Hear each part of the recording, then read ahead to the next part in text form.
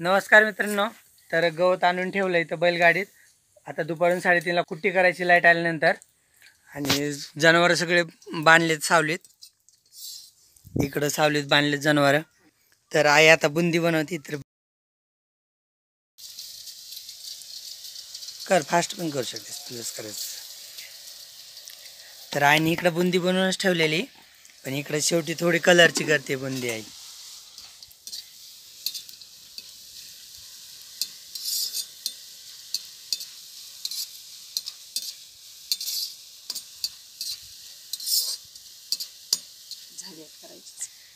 ही आता आईची बुंदी करायचीच झाली. इकडं आधीच गोरच आईने करून ठेवली, फक्त शेवटला थोडी कलरची बनवत होती आई. तर त्याच्यात मी सगळ्या लाल कलरची बनवली आणि हिरवा कलर नाही आपल्याकडे.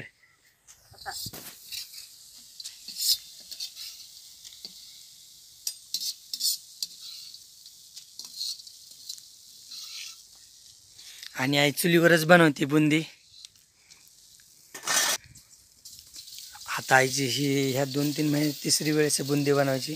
आई आता परफेक्ट आचारी झालेली बुंदीत. आई तेल टाकायची गरज आहे का? झाला करायची होते. बरं. तर बुंदी बनवून झाली. आता तिला पाक बनवायचा आणि पाकात मग मुरू घालायची बुंदी आणि हलवायची. मग थोडी पाक केली ना तर मग ही थोडीशी फुगती, टम फुगती आता पाक पेल्यानंतर.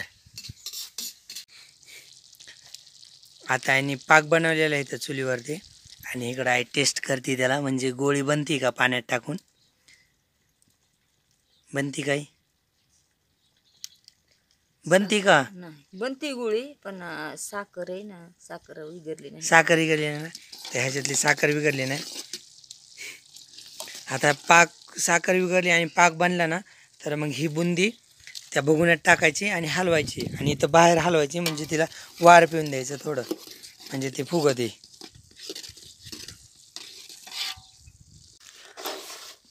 पाक झालेला आहे आणि पाकात आईने बुंदी टाकली आणि त्याला मिक्स करून घेते आई.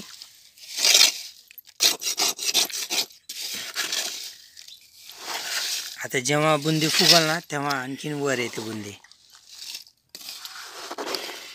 तर ते आता हलवायचं, थोडा वेळ ठेवायचं. परत मग जो ओलसर पाक आहे तो परत खाली जातो. मग परत थोड्या वेळाने हलवायचं. असं याला 5-6 वेळेस हलवायचं आणि थंड व्हायला ठेवून द्यायचं. मग ही बुंदी आता सध्याला थोडी ओलसर आहे, नंतर मोकळी होते, एकमेकाला चिकटत नाही. मग तेव्हा झाली खायला तयार. मी तुला गुलाब लावायचं सांगतो. टाक आणखीनची माती. हो टाक. गुलाब लावतो त्याच्यात. शेत नाही, शेत आहे पण पाणी कमी.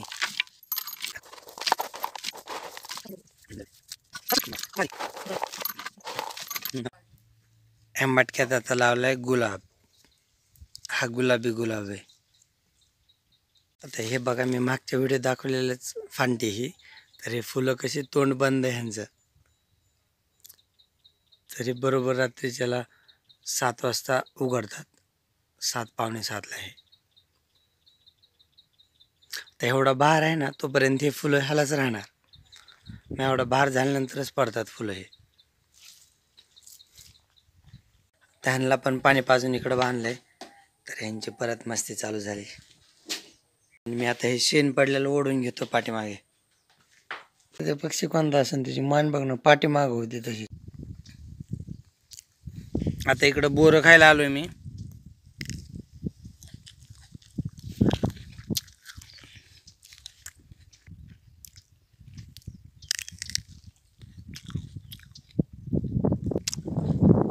तर वरचे अर्धे बोर संपले ह्या बोरीचे. आपली ज्वारी फारच छान आली ही.